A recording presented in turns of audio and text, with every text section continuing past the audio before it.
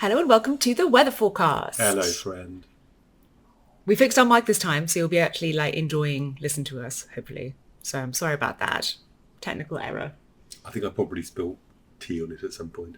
Well, whatever happened, you can now hear us properly. And if you haven't heard us before, this is the podcast where we try and predict what games will do what numbers from Steam's popular upcoming list. So we focus on the top 10 popular upcoming games, and we take a look at the numbers that are available publicly and see if we can estimate the kind of numbers they will do in week one, which is generally a good gauge of how successful the game is going to be. And a reminder, if you haven't seen before, what we do is the number of reviews, because we don't have direct access to sales data, of course, but reviews are usually a pretty good proxy for how what they're doing compared to each other. Am I correct in thinking also that most people won't see the exact same popular upcoming list as us? That is true. So as far as I'm aware, and Steam is quite confusing maelstrom, even if you're a professional game developer. As far as I'm aware, the popular upcoming list is localized. So we are in the UK, as you can possibly tell from our accents. So we may see a different list to the one that you see if you're not in the UK. So if there is a game on your popular upcoming list on Steam that we haven't covered, that's probably because it's just not one of the popular upcoming ones in the UK. Ready?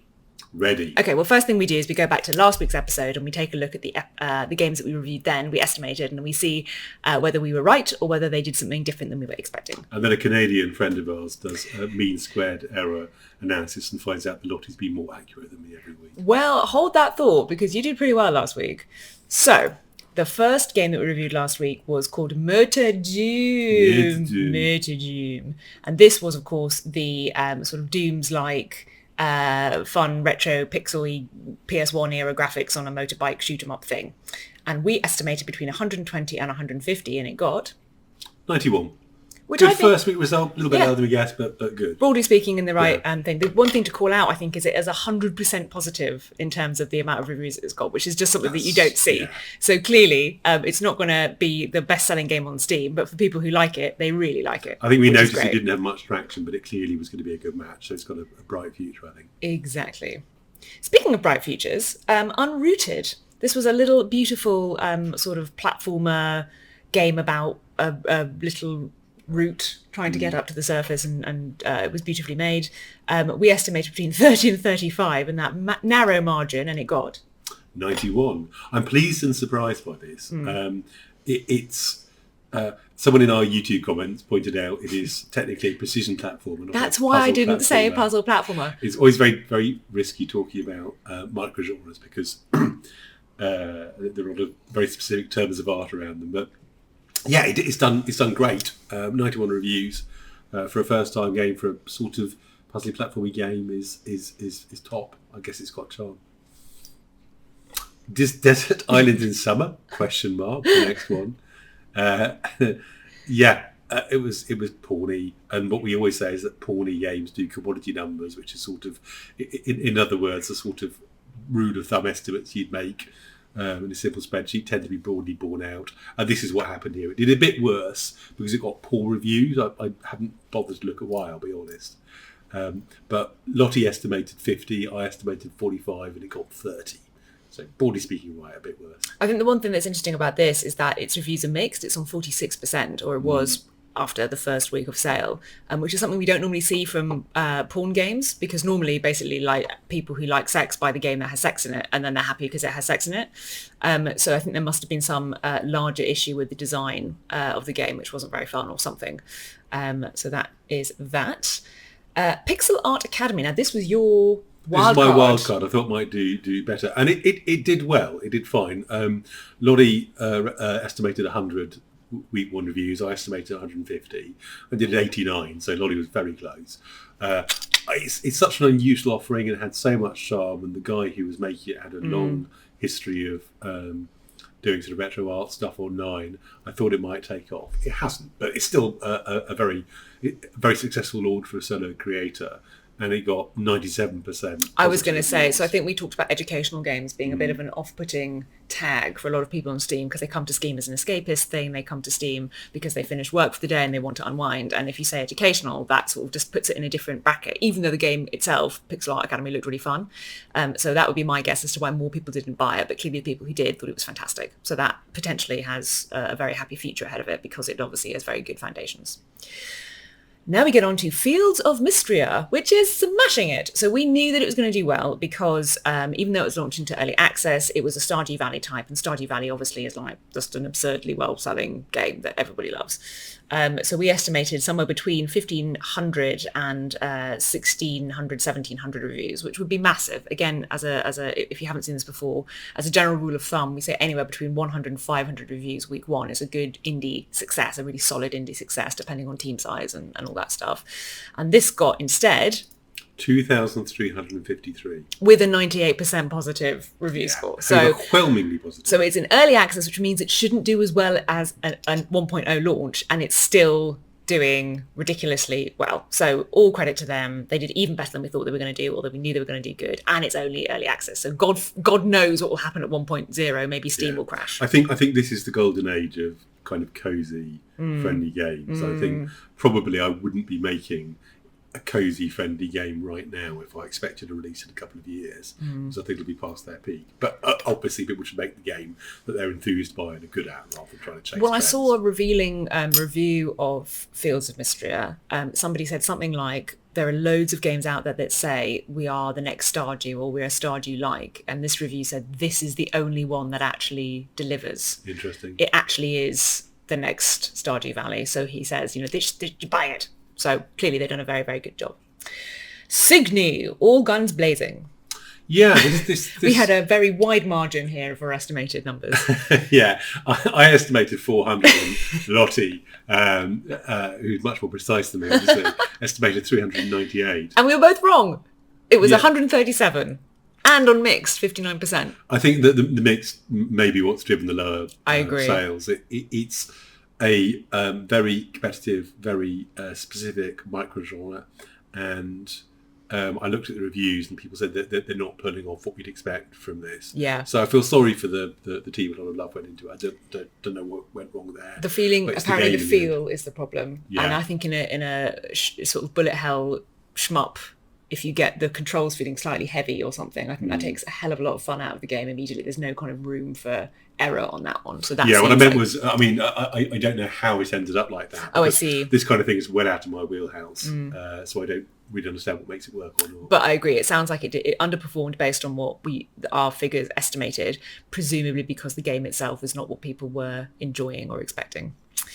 Hero Emblems 2. This is interesting. I'm going to go away and read up on this actually, because I hadn't realised the numbers suggesting an intriguing story. So I estimated 25. Lottie estimated 32. all the arrows seem to be pointing in that direction. Yeah. And it did much better. It did 114 reviews week one, but only on 58% positive and mixed response. Which is really weird. Like we saw in Signy, normally if you are on mixed reviews, you get that distressing for a game developer sort of orange text, and a lot of consumers don't buy it because they think there's something wrong with it or wait for it to be fixed, or maybe it's not a very good game or whatever it is. So normally if you are on mixed, your reviews would be significantly below otherwise what you'd expect. But in this case, it's the opposite. Yeah. So my guess would be that actually JRPGs have a strong following and people are hungry for it. And I love JRPGs, and I looked at it and I thought that looks like a really fun game. I'm quite tempted, honestly. And the thing that made me not buy it was the match 3 stuff. Actually, maybe match 3s actually are, maybe people are nostalgic for Puzzle Quest, maybe match, I don't know. I'll look into it. Well, my guess is that people bought it in spite of the match 3, honestly. But the love for JRPGs is strong enough that outperformed the expectation. That's what I think. Yeah. But we will come back to you if we come up with any revelations. And if you know anything about it, as often we do learn things in the comments, do let us know. Please. Candlelight Lament. This was my wild card. And we estimated between 50 and 150. AK was 50, which is relevant because, unfortunately, it only got 40 reviews week one. So it did not kick off the way I was hoping it might, because I thought the China multiplier combined with Lovecraftian horror, which tends to, be spooky and have good word of mouth, clearly that didn't take off in this instance. But again, it's on 95% positive, so it's clearly a well-made game that people really enjoy. But it doesn't seem to have done the numbers that I was expecting it to. No, I think you often pin your hopes on streamers boosting horror games. I often underestimate that effect. Here, I thought, I can't remember why, that it just wouldn't stream that well, and maybe I was right. Well, mysteriously, your notes appear to have disappeared from the document, so I think maybe you're wiping the slate clean. This is some kind of secret operation. But I just get tired by the time I get to number 8 on the list. Retail Company Simulator. Yeah, so we talked about this being probably a fast follow of Supermarket Simulator, which did incredibly well. And we wondered if that would do it good or harm. I estimated 200. Lottie estimated 45. It did 141. So, well, we bracketed it, broadly speaking, in the ballpark. It obviously is doing well. I think, the core loop is just satisfying. Exactly. People know what they want and what they're getting. Exactly. And it showed you the core loop very clearly in the trailer. So I think a lot of people knew what they were getting and they bought it and they got what they wanted and they liked it. So fair enough. And our last one, Aero GPX. This was the sort of super jolly retro space racing game. And we estimated between, again, 223 and 252. And we were not far off, 295. And 99% positive. Which is fantastic. So really, really good success. It was a self-published, I think, first-time developer. So you can't really do better than that on your first go. No. Other than Balatro, but we don't talk about that. I think in terms of prediction... he had a publisher. Balatro had a publisher? Yeah. Yeah, but again, I think Balatro is just one of those lightning strikes that test. Yeah, but this is really, really good. I was going to say, if you've got a game that's been on Kickstarter, you're sort of strapped into this good trajectory from the beginning, because the Kickstarter's done well, you proved the concept, you've got an engaged community who are going to help you play test it and you are going to help you boost it. And it's both easier not to mess up completely and also easy to predict the trajectory, because you can see how well it's doing from the start. And this guy obviously knew what he was doing. So that's nice. That is nice. A nice story for an indie dev. Talking of nice. Well, we'll get onto this. Okay, so first, new game, popular upcoming on Steam, is Farewell North. Which looks nice. It looks lovely. It's a beautifully 3D, very sweet-looking story about restoring colour to a colourless landscape between you and your human. You, of course, are, I think, a border collie looking at it. I don't really know much about dogs, but he's this cute-looking dog, and you wander around and do lovely things and make the world a better place. So that's... doing the Pixar pose in the picture. Yeah. The reason I'm like, is because the description says it's going to reveal an emotional story about saying farewell. So this is not a spoiler because I know nothing about this game, but that makes me think the dog's going to die. I think the human's going to die. Well, if the human dies, I can cope with it. I can... Fate version. Seriously, I can listen to the worst true crime and watch all the awful things on Netflix, but if I see an animal in pain, I'm like, I'm out. Can't do it. Anyway, I think this one will do well. It's... there's a sort of whole subgenre of games that will say they're about saying farewell or about memories or about heartbreak and closure. And I think often they don't do very well because... people don't always know how to articulate the thesis. But this looks to me like it's largely about traversal of the landscape. I think the colour mechanic is going to be satisfying and help make traversal of the landscape feel meaningful. And it's got a dog in. So I think, and it's clearly very beautiful. So and it's got good traction. I'm going to estimate 320 reviews week 1. So unusually for me, I'm a little bit more pessimistic than you. I think all of the things you just said are true. I do think while beautiful, it looks indie. So some of the landscape is a bit empty, and that might be made up for by the gameplay and you don't notice it and it's gorgeous, or it might not. But I think there is a false dog multiplier on these numbers that we can find. Tell me about the false dog multiplier. Well, I think it's got an unusually high rate of wish lists and followers because it's got a dog in it, but I don't think that necessarily means that the wish lists will convert particularly well on day one, because I think you're more likely to casually think, oh, cute dog, wish list, than actually be like, oh my God, this is the game for me. And there is another game by the same publisher of this game, Moon Eye Studios, called Lost Ember, which looks very similar, but clearly had a higher budget.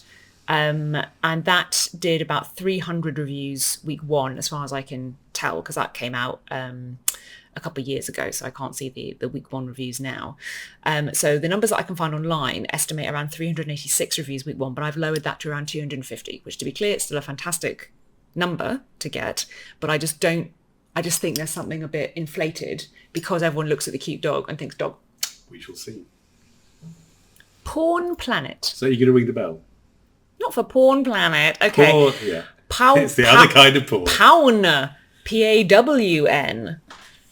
So this is launching to early access. As we always say, early access tends to have a slightly depressive effect on the week one numbers because some people hang back, even if they are interested in the game, because they want to wait and see for the, what the reviews say, and they also want to wait and see how complete the game is. I think the conversation within game developers is that player expectations seem to be increasingly high for early access games, and it is almost like you need a 1.0 to launch into early access without getting lots of negative reviews saying this game isn't ready yet, when the whole point of early access is the game isn't ready yet. So it's worth saying that there will be a slight depressive effect, presumably because EA here, but it is a silly, funny, first-time self-published game from, I believe, a Turkish studio, which you don't often see, certainly from my point of view, so that's nice. I think it looks a little bit rough around the edges, but it obviously is quite a fun game, so maybe that won't matter if the writing is good and you're invested. And the core loop, of course, is essentially flipping old junk into saleable items, so that sounds like a fun loop.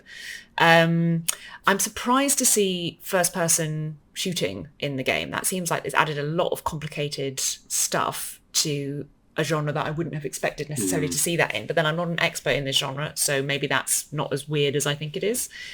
So I am estimating 60 reviews week one. I think it's a bit weird. I also think actually this will do well. I think it'll do. I'm a bit more optimistic. This sort of thing where you're running a shop and you're examining 3D objects, it often does quite well. I think it's a harmonious mesh with looking at a 3D object and deciding whether to buy or sell it. You can tag storylines on the back of it, all that sort of stuff. You look at them more like this, there are a number of quite similar, quite successful games. Also, to my confusion, it suggested a Mech Warrior 5 as a similar one, the one where you're leading big, stompy, tanky, bipedal mechs around smashing up buildings. Maybe that's science fiction, I don't know. But I'm guessing 80 reviews week one. Alrighty, game 3, Castaway. What do you think? I find this one hard to predict. Me so too. It is clearly a beautifully done, I have to say, it looks very polished, Game Boy Color style Metroidvania. It's self-published. Their previous game only has 133 reviews, even though, again, it looks really nice and polished, although, again, it is also pixely and retro. So I look at this and think, actually, it's sort of so well done. It's more attractive than I think I would otherwise expect it to be to potential buyers. But at the same time, if you don't like retro-style pixel Game Boy games, you're not going to buy this. So I'm just going to go with the numbers here and not make any multiplier or demultiplier changes. And I'm going to estimate 60 reviews week one, but I would not be surprised if that number is quite different either way, honestly. 60 reviews? Oh, I didn't mean 60 reviews. I lied. I meant 102 reviews, just to be very specific. I feel similarly. I often underestimate how well pixel art games will do, because I don't get on personally with pixel art as a style. But for a lot of people who played Game Boy games and things, obviously it's proper nostalgia. Well, it makes me think of Fields of Mystery. That was the last game I saw, which had retro aesthetics, but was really beautifully done. And I see a lot of things that look like Field of Mystery but aren't as beautifully done. Now, this isn't going to do as well as that because it's just not a Stardew type. Mm-hmm. But I do think it's exceptionally what reminds me most of was a game we were looking at, I think, before we started doing the videos, called Megacopter Blades of the Goddess. No, that was our first one. Was that was our first ever game. And we, that was clearly made with love and aimed for a particular audience, and that did a bit worse than we expected. I'm a bit less optimistic than you. I'm going for 80 reviews week one. Yeah. I think also the fact that it's self-published across multiple platforms suggests the devs stretch themselves quite thin. It's Canary Games, but I think it's a solo dev. Oh, I hadn't realised it's multiple platforms. That is difficult, and the same date as well. That said, it's this is not new tech. It's going to be potentially very very stable, but multiple platforms is an ask. So I'm 80, I think. Alrighty, well, we talked about Pawn Planet with a PAWN, but for this next game, it's the Pawn Bell, the pawn that we all know and love. Yeah, I saw the title and I thought, eyes closed. And then I clicked on it and I was like, it's the school holidays, so my kids are around. And I had exactly the same experience. She wasn't in the room. I was like secretly recording footage when she wasn't in the room. So yes, this is a realistic 3D pawn game which kind of does what you think it's going to do. I personally find the models a bit uncanny valley because they all sort of look very beautiful and humanoid, but then they also all look weirdly odd and like they've been put together out of Lego pieces. There's a really weird bit in the trailer or the screenshots, I can't remember which one, where there's a bit where you meet a man and he tries to like stab you in the head with a machete. So I'm not quite sure what's going on there. And my only other comment is that I'm not sure that this person has ever seen a female bra before because a lot of the support mechanics of a bra do not seem to be represented. But other than that, people like sex. So I'm guessing 111 reviews week one. Hooray! I think I always say pawn games do commodity numbers. They basically tend to be very close to the numbers that we predict with our simple algorithms and our basic spreadsheets because people see boob, buy boob, but people don't sort of go out and tell their friends about boob. The runaway immersion gameplay from boob. The first rule of boob is... it does claim it's got realistic characters, a branching story, lots of choices. We did see another pawn game, Bear Witness, do notably better than expected a week or three back. But I think I understand it was supposed to be about realistic characters and things. But first of all, I think that did lean into it more than this did. And I know it had a history where it had been published on itch.io for years. So I think this will do the basic numbers, which I estimate at 90 week one. We will see. Feed the Deep. Yeah, I actually already had this one wishlisted. Did you? I did. And I love Craftian, stressful underwater game. Is this game relevant to you? It says similar to games you played, Sunless Sea. Which is a game that you made. Which I was creative director on. Also similar to games you played, Scavenger SV4, which sneaky recommend is a very cheap, very low budget, very interesting game. Sort of space horror thing, which I played a few years ago and still remember fondly. So I don't know how. I think it's very similar actually to either of those two. Or with that said, I'm watching a video with the little guy travelling around a subterranean, subaquatic environment with a light coming out of the front, which is very light. That's the thing, but I think that's where the similarities stopped, other than the Lovecraftian stuff, because I think if people are buying this based on the enjoyed Sun and Sea, I recommend that you don't do that. Buy it if you like it, but don't buy it because it's like Sun and Sea, because as far as I can tell, it's not, other than the light and the spooky. So I think this one is really promising. I think it's probably my wild card. God damn it! I knew you were going to pick it as your wild card. It was my wild card, but I have a backup wild card. No, I have a backup wild card. We'll come back to this. The dev, it's first time on Steam, but I did a bit of poking around, and as far as I can tell, he was lead on Fruit Ninja, which was huge on mobile some years ago. So he's obviously experienced. My one concern about it is there's a lot of different systems in this game, and it can be hard to make all those things work together. And roguelikes live or die on the design. So speaking as somebody who's made roguelikes with lots of systems that haven't always hung together as I intended, I think that's quite challenging. And Fruit Ninja was brilliant, but it was an intentionally simple game with a really good feel. So that said, the feedback on the demo for this appears to be very good. He's obviously got experience. It's been localized into 7 languages for launch, although I noticed on the forums somebody said you might want to take a look at the translation. So I suspect it's machine translated, but still that will be a multiplier number at launch. I think this clearly has intelligence and determination behind it. And the fact that I had already wishlisted it by the time I looked at it makes me positive about it. So I'm going to say 150 reviews week one, which is not that high, but is a solid success for a self-published solo Steam dev.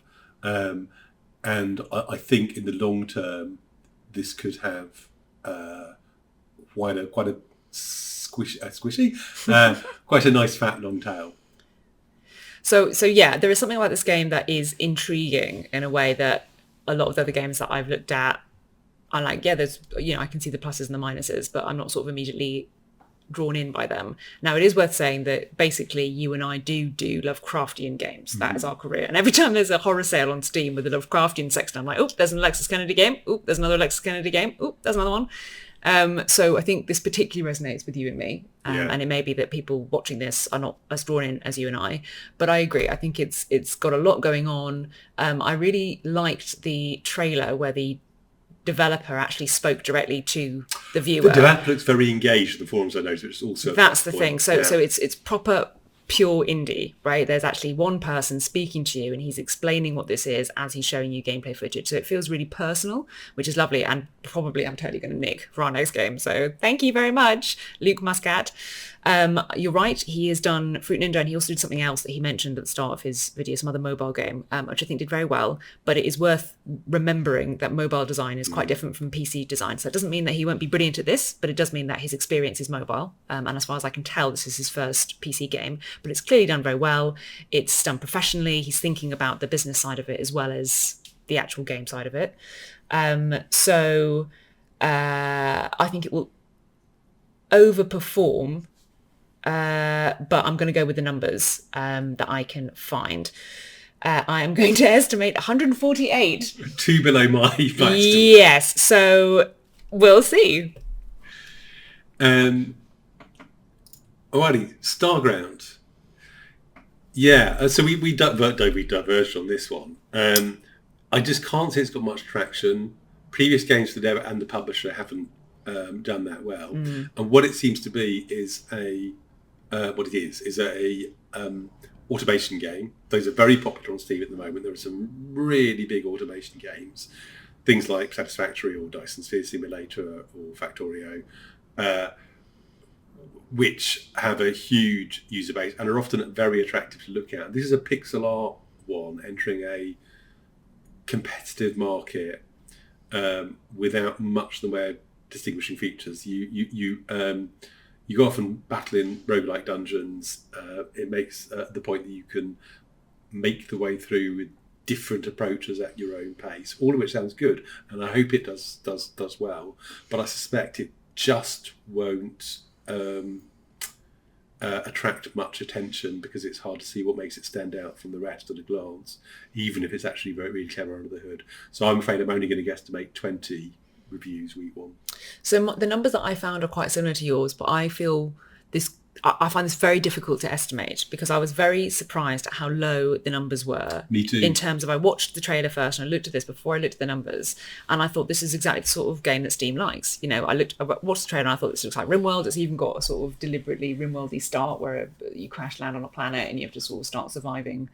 It reminds me very much of Forager, which is actually a pixely sort of fighty, crafty game that did extremely well. So I don't think the fact that it's pixel is necessarily a problem. And of course, RimWorld is one of the best performing games ever on Steam from an indie perspective. And I would say politely that the art was not the A feature of that game. So I don't think that graphics necessarily makes a massive difference in this genre. But you're absolutely right. There doesn't appear to be much buzz now. So if this game is going to do very well, it's going to have to make a splash at launch and either have a very clever marketing strategy when it launches, which is very hard to do on an indie budget, or capture the imagination of Steam by being streamed well, or just by looking like the kind of game that Steam wants and people take a punt on it and the numbers come up that way. So the numbers that Maths found for me is 41, but I think this could do a little bit better than that. So I'm going to estimate 120 week one, just to try something new. I just do want to follow up the comment about RimWorld art, because I agree it's not beautiful. I'm not being shady. I know you're not being shady. I profoundly admire RimWorld. Yeah, but I think the art actually does a better job than it might appear. If you look at a screenshot of RimWorld, then you might well think, what is this? But the character avatars, little pawns, are very expressive, although they're very simple. It's very clear what's going on, at least once you don't have any idea what's going on. Yeah, stop you right no, there. but it's very easy to read a RimWorld screen at a glance. And of course, I know Ty's running a team now, but I believe he was solo when he first put it out. And it was obviously sort of programmer art that was quick to iterate on. So I think like a lot of things about RimWorld, it's clever than it looks at first glance, and it's hard to argue with the RimWorld numbers. But obviously, it didn't succeed because of its art direction. Yeah, this one, I think, to be clear, I'm not saying... It really could go both ways. It really could go both ways. I think you're probably right. Anything about the quality of the game. I think it's... Yeah, none of these are value judgments. Probably a good game. It's just that it doesn't seem to have much traction. It's hard to see what will attract people to it. But I hope it does better than I expect. Next game, CyberCorp. So just as I think that zombies, if you put zombies in the title, or in the theme of a game, these days it's a mild negative multiplier because people are zombied out. I think anything that looks convincingly cyberpunk is a mild positive multiplier. That's exactly what I think as well. Because people like it, and because often they show to great advantage in screenshots because the aesthetic is neon-drenched darkness. It looks gorgeous, I agree. Did you read my notes before you wrote yours? No, I didn't. Because we've done the other way around, because the key takeaway for me is the Ascent. I just looked at this and I thought the Ascent, which is a very well-received top-down 16,000 shooter. reviews last time I looked. Really well, and also just like absolutely gorgeous. Like really, you couldn't get more beautiful. And then, as you say, the cyberpunk aesthetic, I think particularly panders to the PC gaming audience because we all like, RGB lights on our keyboards and Neuromancer, right? So we're here for that. So my question with this one is, what could CyberCorp do to make me not play the Ascent? Because if I like this, I think the Ascent just has a bigger budget and does kind of the same thing. But my answer to you is somebody who played and liked the Ascent and has played and liked a couple of other sort of upgradey top-down cyberpunk shooters, is the main thing it's done is come out several years later and not be the Ascent because you want to scratch the itch. A cunning plan. If you want novelty as well as everything else. It looks to me like the upgrade system is more configuration and less traditional paper doll RPG than the Ascent one as well, although I haven't played Ascent in years. And I think upgrade mechanics go particularly well with Cyberpunk because there's lots of slots where you can put things in, because there's a cyberware, because it makes sense to have sort of competing manufacturers of guns, all this sort of stuff. So I think that's potentially a very satisfying upgrade loop. I'm quite optimistic about this one. I think Cyberpunk does well. I'm interested that the prologue, the demo, is releasing next year. What? Normally, right? What? You release the demo for a game ahead of the game. It's a well-established team strategy now in order to attract attention and test the waters. I think that might be a legacy thing because Steam has actually recently changed their policy. So you can't actually release prologues anymore. You have to do a demo instead. So I wonder if maybe they had a prologue ready to go and move the release date, because I just don't see the benefit of launching a prologue after your... Well, I suppose early access to 1.0. I was thinking if he's going to... so this game is early access, so I'm thinking maybe they balance the mechanics, they polish it, they get it going, and then after that they're thinking maybe spread the net widely. Or it may be because they're not very confident in the mechanics and they... I don't know, but it's the one sort of question mark over what otherwise looks like a very positive project to me. It's the one question mark. There is an exclamation mark that will come to when we talk about the next game that also makes me think, for no fault of its own, it will do a bit worse than it deserves to. I think it's going to do 140 reviews week one and have a nice long tail and do well in the long term. Yeah, because it's made well, you can tell that.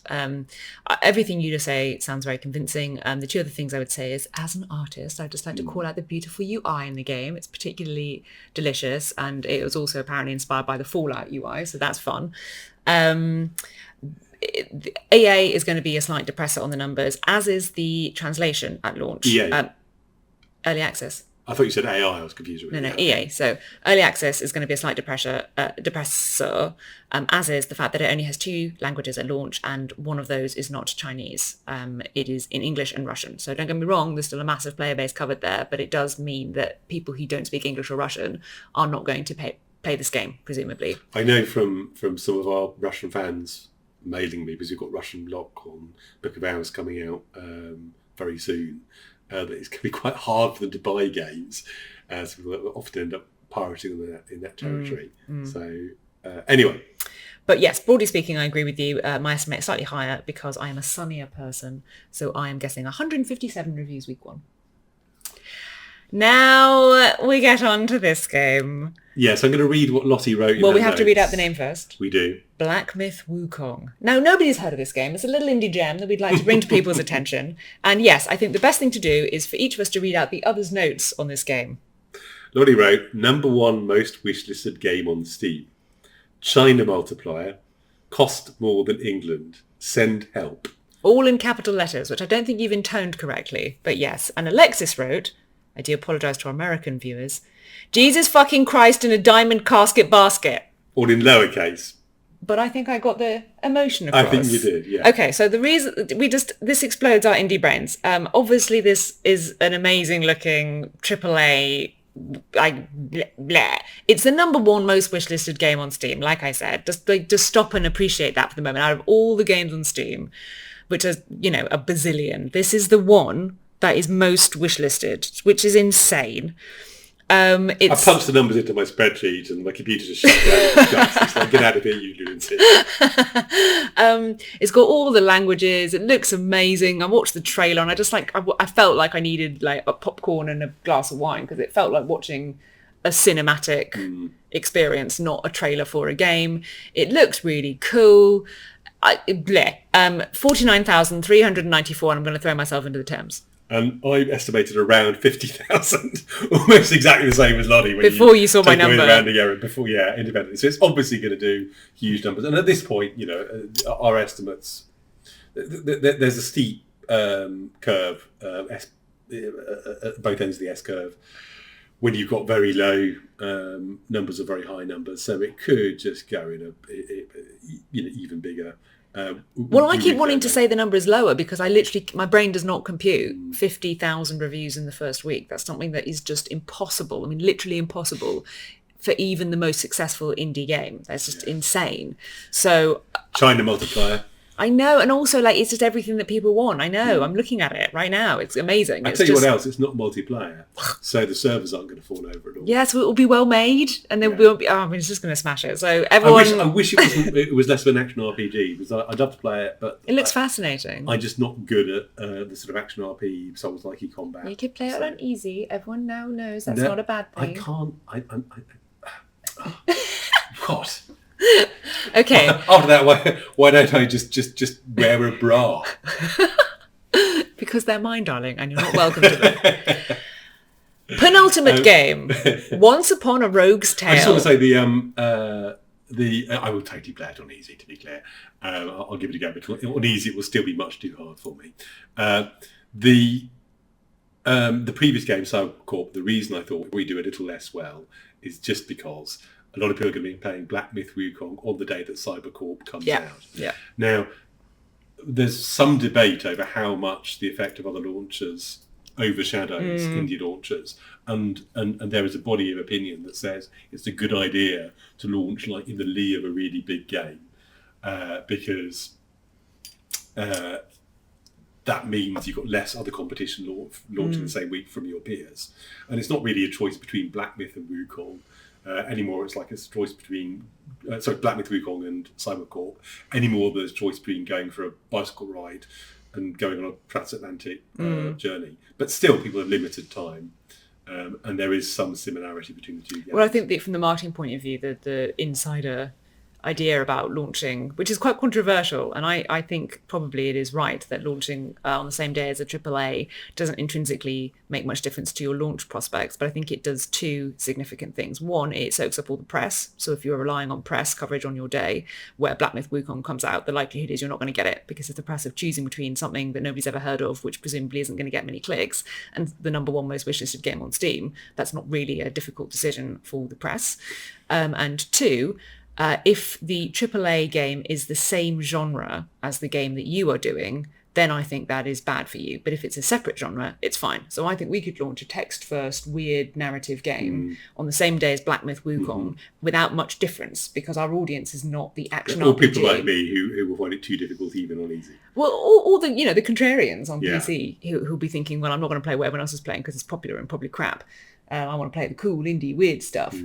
In which case we're like, hey, we're cool and indie, come play our game. So I don't think yeah. I've played with the exception of Cataclysmo. I don't think I've played any of the really big number games we predicted in launch week since the beginning. So yeah, indeed. Right, well, okay, we're actually going to talk about Once Upon a Rogue's Tale. Now, sorry for the spoiler, Once Upon a Rogue's Tale! Yeah, At the other end of the gaming spectrum. It really is. And this is launching on the same day as Wukong, but I don't think that will do it much good or harm. Yeah, it's because a they're different so thing. different. So this is launched into early access. It's a polished roguelike deck builder, which adds an intriguing thing I haven't seen before, which is the combination with a fairy tale theme and a sort of slight choose your own adventure story thing, which is fun. I think it's a good mix, but it doesn't seem to have much buzz behind the scene. And it also has a lot of competition because, as we said in previous episodes, rogue-like deck builders are super hot right now as a genre, which is a good thing because it means people are looking for other games like the games that they've been enjoying. But it also means you have a hell of a lot of competition. So if you make a game like this, you've got to make it good or stand out in some way. The only other downside, I think, is that it only has 2 languages. And again, one of those languages is not Chinese, which is the first language that I would recommend most indies translate into if they're looking for reach. So I'm estimating 25 reviews week 1. I think everything you say is the case. I think also they're leaning harder into the story decisions here. There's obviously some Slay the Spy inspiration on this. I noticed the map looks very similar to the Slay the Spy. Does it? Yeah. Which isn't a bad thing, and it's clearly not any kind of fast fallout. It's a very different game. Yeah. But I think melding significant narrative with a deck builder where balances everything is harder than it might look at first glance. So I think that, plus the early access, plus the fact it doesn't have much buzz at the moment, will push it down a bit. I'm predicting 10 reviews week 1. I hope they do better, but I'm not wildly optimistic. Alrighty, and our final game for the week is Pneumata. Yeah, so this is a horror game. I was looking at it, I thought, oh, so it's like Silent Hill, first person with more of a combat focus. And I thought it's actually apparently set in a place called Clover Hill. They know what they're doing. I'm interested that Perp Games apparently it looks like they're increasingly a horror focused publisher. There's a lot of horror games on their roster, and those that aren't tend to be sort of high realism VR and stuff. I think the thing you always say about Steam, about streamers acting as a multiplier in horror games, will be very relevant here. Because I think it's because it's a combination of it's a horror game, but it also looks really realistic and beautiful, if you see what I mean, even though it's presenting horrible things. It's gorgeous graphics with nice lighting. So that's a particularly attractive thing to stream because it just looks expensive and interesting. Whereas something more like Candlelight Lament, the Lovecraftian horror from last week, had deliberately kind of artistic illustrative graphics that are 2D and look indie. So that's a bit of an artistic choice whether or not a streamer wants to share that. Whereas something like this, it's just a scary, beautiful, realistic 3D horror game, right? So that's great. And it's particularly immersive, which is obviously great in a horror situation because you really feel like you're there and therefore you are terrified. So I'm far too much of a coward to play this, but I might well watch a streamer play it for 10 minutes and then be still too scared to watch a streamer play it anymore, and go off and watch the Care Bears or something. But yes, it looks like it's well made. The streaming multiplier will apply. It has 5 languages at launch, which will help it. I don't see anything about this that makes it particularly stand out from other well-made horror games that I've seen before, but I'm not sure that matters that much if people are fundamentally looking for a sort of fun scare rather than a sort of particularly memorable story. And I could be wrong. It might have a really memorable story. It's just not something they're leading with in their marketing and the things that I see online. So all that considered, I am estimating 234 reviews week 1. And I independently estimated 250 reviews week 1. basically like you to fewer decimal places, aren't I? Which is weird because you're the coder and I'm the one who doesn't really give a hoot about accuracy. Have you seen my code? It's not surprising. Okay, so those are our top 10 upcoming games that we have estimated. You have already picked Feed the Deep as your wildcard, which I think is the most interesting one this week in terms of where it could go. I am going to pick for mine, seeing as you stole mine. I think Starground, just because we have such a different idea about where it could go. I think that really could kick off, or it could not. I forgot to say I like the name Starground. Well, I'm not sure. Is it meant to be a reference to Starbound? Possibly. Because that's quite similar. Yeah, but they're quite different games, apart from being pixel arty in space. But either way, I think Starground's a nice name. Because I feel I was very mean to it. I don't think you were very mean. I think you were just professionally interested. Okay, so that's it for this week. If you have any comments or you think very differently to the way we do about the prospective numbers that these games are going to do, please leave us a comment and let us know. And we will be back in 2 weeks with a review of how the things that we estimated this week have gone, and 10 new games that hopefully you haven't heard of, like Black Myth Wukong, which you're very welcome. Thank us later. Buenas noches.